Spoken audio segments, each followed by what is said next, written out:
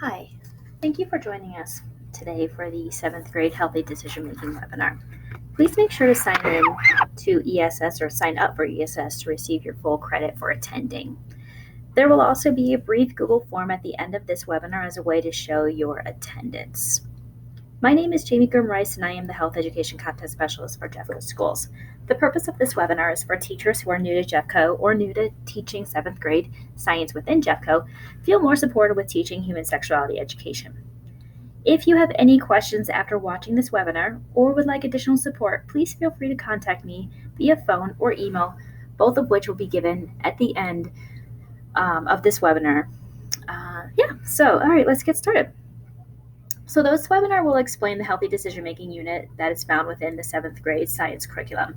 Jeffco does not require a health education class in middle school. However, we know it is important for students to have access to sexual health education. Therefore, it felt most appropriate to have this information available to students through their 7th grade science course, because we feel our science teachers have the most appropriate background for teaching the material and its connection to the human body. At the end of this webinar, there will be a link, as I said before, to a very brief quiz to go over the key points and to ensure you are given continuing ed credits.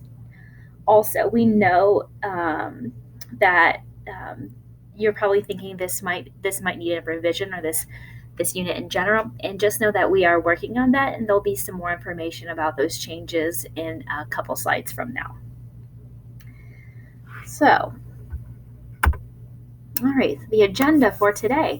So for this webinar, we will go over the following areas: the what, the why, and the how for healthy decision making, creating classroom culture, which you all are experts at anyways because you know your students really well. We'll just go over some key points that it maybe look differently within healthy decision making. We'll also go over the curriculum and where you can access the curriculum. And finally end with how do we answer those student questions that we know might be difficult, and how to appropriately communicate with families. All right. One reason why we teach sexual health education is based on important statistics we have about our young people. According to the Healthy Kids Colorado survey, a biannual survey that goes out and that Jeffco participates in, 20% of our 15 and younger population have reported reported having sexual intercourse at some point in their life. That is 1 out of 5 teenagers. Also nationwide, 1 in 3 14 to 20-year-olds have been involved in dating violence. You can also see other statistics that provide relevance for this topic. Here are specific Jefferson County Public Health statistics. Probably the most staggering is that first bullet, that 16 out of our 1,000 live births in Jeffco are to teen parents. The next two bullets, chlamydia and gonorrhea, those rates continue to increase at a county level, state level, and nationwide. And our HIV rate, although low, it has not actually increased at all. But the chlamydia and gonorrhea rate are areas that are of high concern for us.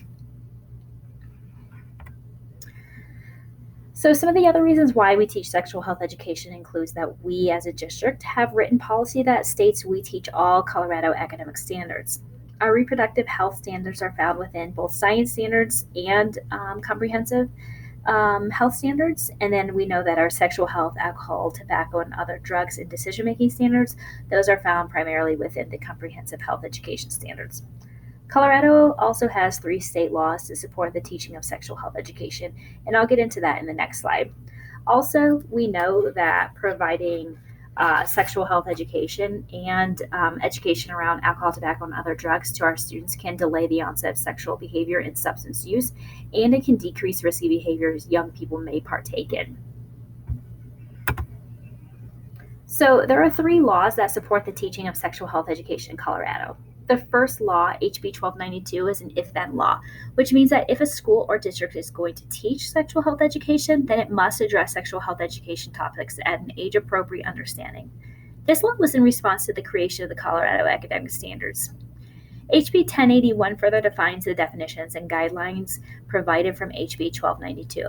These include what it means when we say age-appropriate, comprehensive, culturally sensitive, evidence-based, positive development, and sexual abstinence. States get to pick how they want to approach abstinence. Some states are completely comprehensive, meaning they introduce birth control options with students as soon as they begin discussing sexual health. Some states are abstinence only, meaning they do not introduce any birth control options. And other states like Colorado are abstinence first, meaning that we emphasize that abstinence is the only true way to protect yourself from an unplanned pregnancy or an STI. However, at an age appropriate level is also when contraceptives are discussed with students. In Jeffco, we feel like that is appropriate in 7th grade in high school, but not necessarily in 5th grade. This is also the law that requires parents and guardians be informed that sexual health education will be taught and have the opportunity to opt their student out. In Jeffco, 5th grade parents and guardians are required to complete a permission slip. In 7th grade and high school, parents just have to be informed. The third bill is HB 19-1032. This revision to the bill updates language around, or to the law, updates language around expanding our definition of culturally sensitive. It also includes the addition and definition of consent, including how to communicate consent, recognize withdrawal of consent, and understanding the age of consent. The bill also requires that if pregnancy outcomes are taught, then a school must equally include all options. This would include talking about adoption, abortion, parenting, and safe haven laws. In order for school districts to comply with the revisions of the bill, the state has recently set aside money to create a comprehensive human sexuality education grant program. Districts, charters, and BOCES can now apply for funding to support curriculum development. So, like I said before at the beginning, that we know we need to do some revisions for this curriculum. So, as a district, we have been waiting to implement any changes to the 7th grade healthy decision-making curriculum until the updates to the Colorado Comprehensive Human Sexuality Education Law went into effect. That's that 19-1032 law that I was speaking of. Now that we know the changes, we have already started a massive overhaul to the curriculum. This is not only in response to the law, but also because we recognize the need to update the curriculum in general. As you can see on your screen, this will be a 2-year process, which has already started this school year. For the 2019-20 school year, we have worked to revise the curriculum, form and meet with an advisory team, and work with schools and teachers who have agreed to be a part of a field study process. The teachers involved in the field study process will teach the revised curriculum this year and provide feedback to us. This will help inform any changes we need to make in order to have it completely ready for implementation full implementation for the 2020-2021 school year. So basically what we mean is that currently, or for this school year, you all will be teaching the non-revised version. So this is the last year that we will have this particular curriculum uploaded within Bridge to Curriculum. Starting next year, we'll have an additional we will have a new curriculum for everybody to use. And you can see on the bullet here that we will provide extensive professional development opportunities for all teachers who will teach that new revised curriculum to feel prepared and ready to teach that.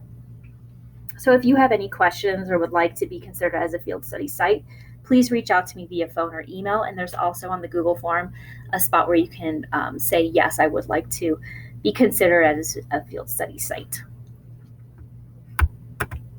All right, so let's go ahead and start talking about what is it that we teach for all levels for sexual health education.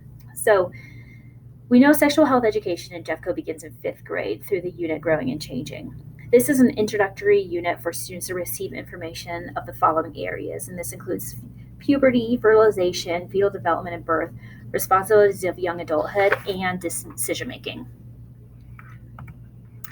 So within 7th grade, the areas you will cover include decision making, healthy communication, healthy and unhealthy relationships, alcohol, tobacco, and other drugs. That's what that ATOD stands for. Abstinence of birth control options, and finally, STIs, HIV, and AIDS. During high school biology, the content includes reproductive system and pregnancy, relationships, sexual violence prevention, abstinence and birth control is that kind of just a more detailed version of that, since they have gotten it in 7th grade as well. And then finally, that STI risk and transmission and digital communication safety. So what do we know works in sexual health education? So there are three considerations to be aware of when you are teaching sexual health education. And the first is to focus on clear health goals and outcomes you want for students. An example of this would be that one of your goals is to teach students how to prevent unplanned pregnancies. Um, Also, I like to always remind us that if we can frame it in the approach that my job is to keep my students safe and healthy, that also helps to frame our reference when we're talking about sexual health education. The next consideration is to provide information and activities that are age appropriate. And finally, making sure that our classrooms are set up in a way that ensures students feel comfortable to ask questions and receive information in a safe and inviting manner. So you are all experts at creating the classroom culture for your students. However, there are some things we want to highlight. The most important consideration is to set expectations for yourself and for your students.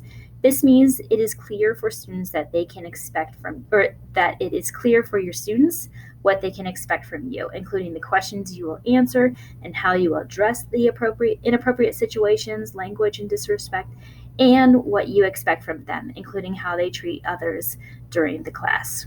And basically, we want to make sure that students are respectful and seen and heard. Each school, classroom, and student population is different, and therefore the information they seek may be different in your classroom as well. It is important that you assess the general student need ahead of time. For example, if you are at a school that has a high rate of dating violence or sexual assault, it might be important to address sexual assault at a higher level than other schools would. You may end up working with a lot of resources within your school, including your school resource officer and school social worker, to address student information and concerns. So my biggest recommendation for you in this is that you speak with your social emotional learning specialist, your CEL, or your school resource officer to figure out ways that maybe you can approach the information together. So next is to ensure that the piece that I had mentioned before around the students feel seen and welcome. This also aligns with the importance of setting expectations with your students. We always encourage our fifth and high school teachers to create classroom norms with their students.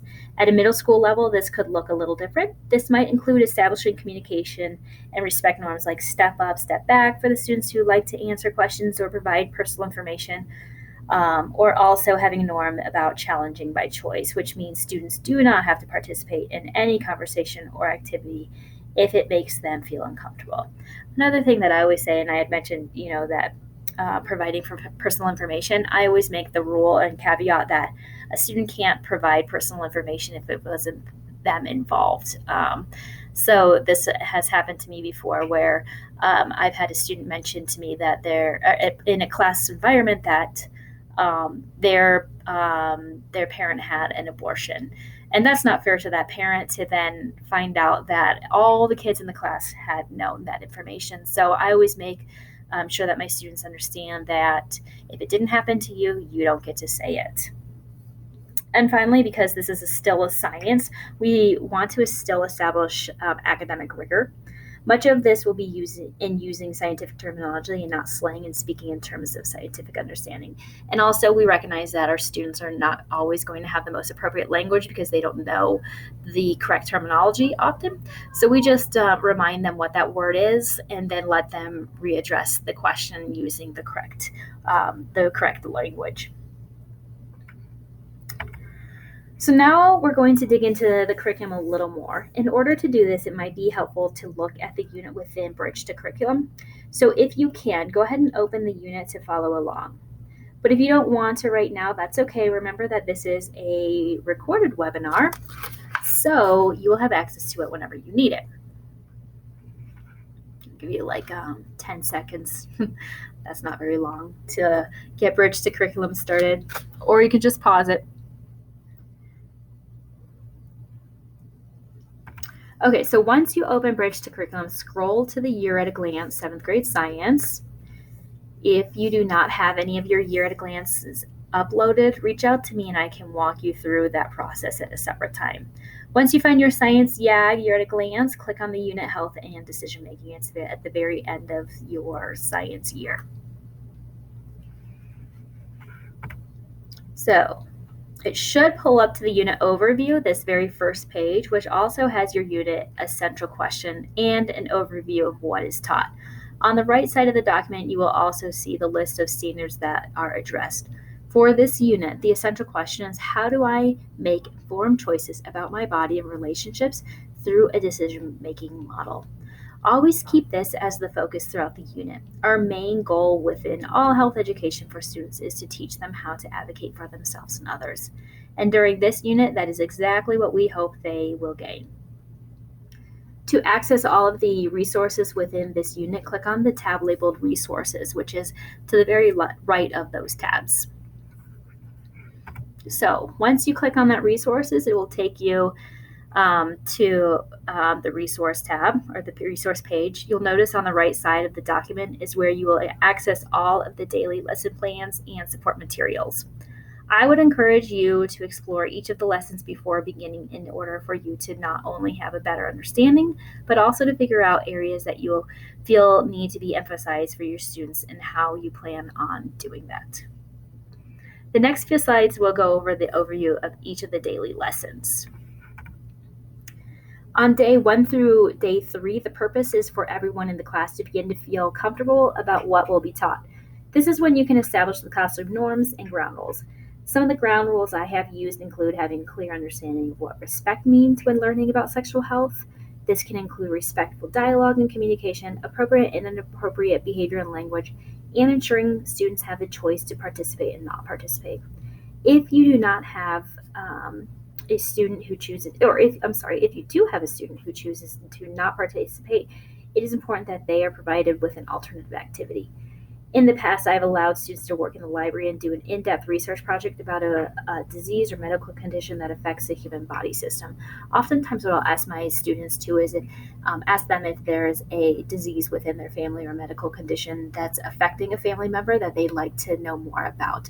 And then this way, it provides them sort of a buy-in to what they're learning about as well.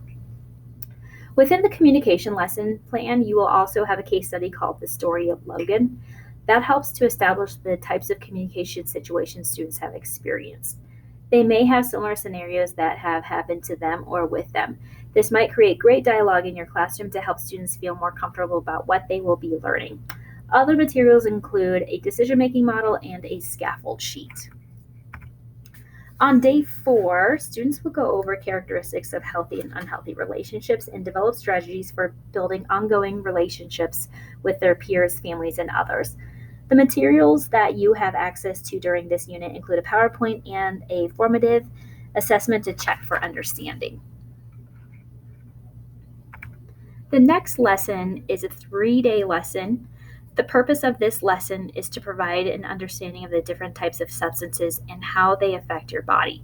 Students will understand the consequences of substances use and develop strategies to make informed decisions and be able to communicate those decisions effectively. The materials given during this unit include various outside resources and links such as resources to negative media messages and alcohol, tobacco, and other drug fact sheets. On day 8 and 9, students will review information about the reproductive system.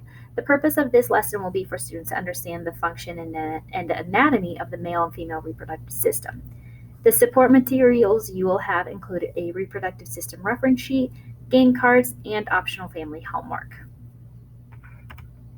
On day 10, the focus for the lesson will be about the importance and benefits of abstinence while also recognizing the need for human touch. During this lesson, students will be able to define abstinence and distinguish healthy and unhealthy types of contact. The resources that are included in this lesson are information about touch, aka human contact, and displays of affection. A prompt for students to respond within a position paper, and a myth and fact worksheet. So day 11 includes learning about the different types of birth control methods. These will include barrier and hormonal methods and the reiteration of abstinence. The purpose of this lesson is for students to understand and communicate the types of birth control and the positives and negatives of using birth control. During high school biology, students will have access to birth control kits to further their understanding and knowledge of the types of birth control options. This also includes demonstrating how to correctly use a condom. At this time, condom demonstrations will only be taught to high school students. If you have a student who would like more information about how to effectively use birth control, they will need to have a conversation with their family or a physician or the school nurse. So on day 12, this would include information about sexually transmitted infections and risks for transmission. The purpose is for students to understand the immediate and future impacts of contracting an STI. The resources you will have available during this day include STI fact sheets, PowerPoints, and assessments. Day 13 includes information about HIV and AIDS. The purpose of the lesson is for students to understand and describe how the virus affects the immune system and the ways in which it can be transmitted. The materials for this lesson include an HIV worksheet and websites and resources for additional information. So the next few slides will introduce key concepts around teaching sexual health education. I like to think of these as my islands of safety as you think about each of the topics. So when teaching about sexually transmitted infections and HIV, it is important to remind students that one, HIV is a virus that kills people. People catch HIV and other STIs from someone else who has it, usually by having sex with them. HIV is also spread by sharing needles with someone who has HIV. You can prevent HIV and STIs. The only way to know if you have HIV or other STIs is to get tested. When teaching about birth control, remember to encourage students to seek out medical professionals to get more complete information about types of birth control. Also remind students that birth control is good at preventing pregnancy. Condoms are good at preventing pregnancy, STI, and HIV. Birth control is very safe, and many people successfully use birth control. When teaching about abstinence, it is important to remember abstinence is a word that means not having sex. People choose to abstain from sex at different times in their life. Abstinence is a 100% effective way to not get pregnant or contract an STI. And there are some things that people do to make abstinence work for them. When discussing sexual violence, it's important to remember everyone has the right to say who touches their body and how. It is never okay to touch someone else if they don't want you to or to make them touch you. If a person has been sexually abused or raped, it is important to tell an adult who can help. There are laws about sex that everyone must follow.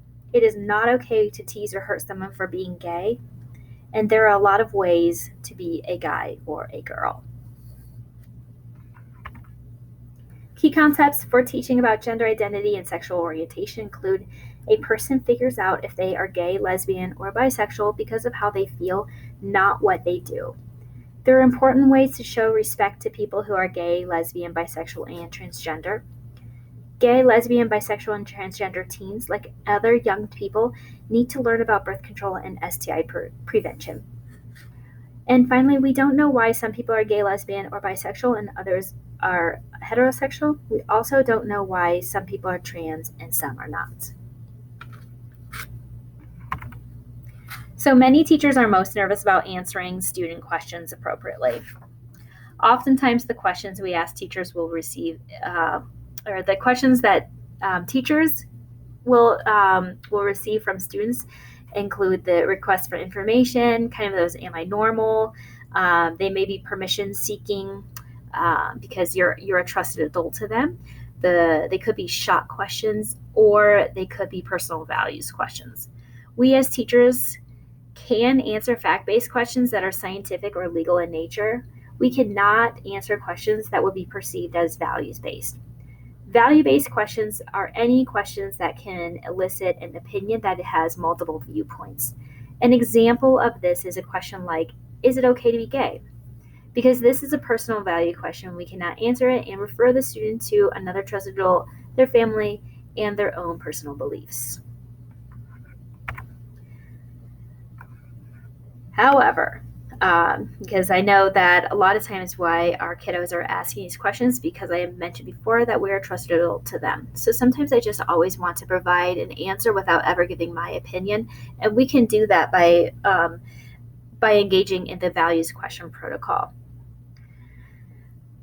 All right, So if you feel a question a student is asking needs more explanation, then you can use this protocol. This is a protocol that honors the fact that the student has a values-based question without ever having to provide your personal belief about the topic. The steps of the protocol include that we're first going to validate the student for asking the question. So that would be like, oh, thank you, Johnny, for asking that question. That's a great question. Decide if the question is a values-based or a beliefs question. Answer the factual part of the question, if there is one, and then you can describe the range of beliefs about the topics. State your belief only if it is a universal value. So a universal value would be something that our society feels like everybody must follow. One example within sexual health is that an adult should not have sex with a child. That's a universal value, and we all feel strongly about it, and we also have established law that says that that's a universal value. And then finally, we're going to refer the student to their family, a clergy, or another trusted adult. So with the question from the last slide, is it okay to be gay? I would answer it by saying, thank you for asking that question. Are you asking if being gay is okay? And if the answer is yes, then I will provide the range of beliefs. So I might say some people believe it's not okay to be gay and that this may be based on their culture, religion, or family background. And then some people believe that it is okay to be gay and that people are just born that way. Then I would state, regardless of how we feel in this class, we're going to treat everyone with respect. And that is really a question you are going to have to discuss with your family or another trusted adult and form your own personal opinion about. So I still honor the fact that that student had the question, and I gave them a spectrum of response without ever providing my own personal opinion about that. All right, so as a part of the HB 1292 law, it is required that we inform parents and families that sexual health education will be taught. This allows parents or students to opt out of all the curriculum or part of the curriculum. Some reasons we will have opt-outs include religious reasons, cultural reasons, and previous sexual trauma. Permission slips are not required in high school or middle school. However, it's important to find a way to discuss this information with families or students who have concerns. As a reminder, if you do have a student who opts out, you will have to find them an alternative activity for them. Again, a simple solution is to have the students complete an in-depth research project about the disease or medical condition and how it affects a particular body system.